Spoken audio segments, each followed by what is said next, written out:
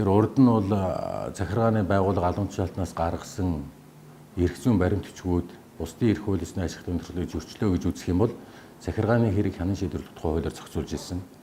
Өөрөөр хэлбэл захиргааны байгууллагын гаргасан шийдвэрийг эс зөвшөөрс гомдсон этгээдийн гомдлыг урьдчилан шийдвэрлэх ажиллагаагаар шийдэх ажиллагааг нь шүүхэд хэрэг хянан шийдвэрлэх ажиллагааны процесстэй адилтгаад нэг процессор явдаг байсан.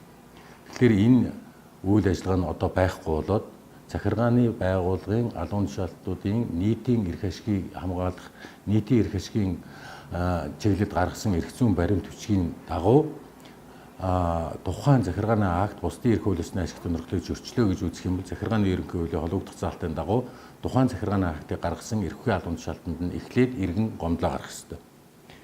Энэ иргэний гаргасан гомдлыг тухайн захиргааны байгууллагын албан тушаалтан авч үзээд тухайн хүнд тэр мэдэгдэх болон сонсох зарчмын хэрэгжилтийг хангасан ажиллагаануудыг явуулдаг. Тэгэхээр энэ ажиллагааг явуулснараа ямар ач холбогдолтой юм гэхээр урд нь захиргааны байгууллагын гаргасан эрх зүйн баримт бичиг бол шууд тухайн иргэн мдэггүй байхад гараа явуулдаг байсан.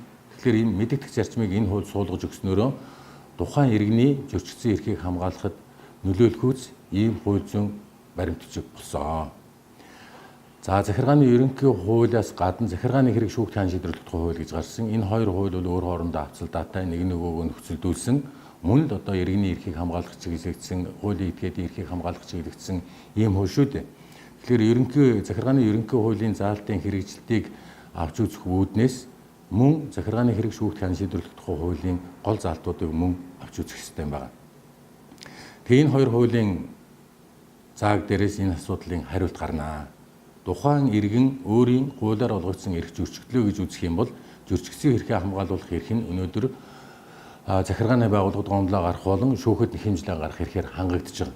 Энэ бол эрх зүйн талаасаа бүрэн хангагдсан ийм зохицуулт байгаа. Тэгэхээр тухайн иргэний ямар эрх зөрчигдсөн бэ? Тэгэхээр жишээлбэл газар эзэмших эрх нь зөрчигдсөн үү? Тийм ээ, татвар төлөх хэрэгтэй холбоотой эрх нь зөрчигдсөн үү? Нийгмийн даатгалтай холбоотой эрх нь зөрчигдсөн үү? Гайлын байгууллагаар орж ирсэн янз бүрийн баталгаа бүрдүүлэхтэй холбоотой эрх зөрчигдсөн үү гэдгээс хамаарат тухайн асуудлыг эхлээд захиргааны байгууллагын албан тушаалтанд гомдлоо гаргаж шийдвэрлэнэ. Энэ өөрөө хугацаатай байгаа, 30 хоногийн хугацаатай байгаа. Энэ 30 хоногийн хугацаанд тухайн иргэнийг захиргааны байгууллага тухайн акт гарсан үйл ажиллагаатай холбогдуулж биечлэн оролцуулж шийдэх ёстой. Тухайн этгээ төлөөлөгчөө оролцуулах ёстой. Өмгөөлөгч авч хууль ёсны эрх ашиг хамгаалуулах хэрэгтэй. Энэ бүх боломж нөхцлөөр нь хангаад тухайн захиргааны албан тушаалтан тухайн маргаанд оролцож байгаа иргэдийн оролцоотойгоор шийдлээ гаргах. Захиргааны ерөнхий хууль заасан стандартын дагуу шийдлээ гаргах боломжтой байгаа. Энэ шийдлийн эс зөвшөөрөх юм бол шүүхэд гомдлоо гаргана. Шүүхэд гомдлоо гаргасны дараа шүүх хэрвээ захиргааны хэрэг үүсгээд байцаан шийдэх ажиллагаа явуулаад мөрдөн шалгах зарчмын дагуу үйл ажиллагаагаа хэрэгжүүлээд ингээ эцсийн шийдлээ гаргаад ингээ шалчтны шүүхээр яваад ингээ эрхээ хамгаалуулах боломжтой юм байна.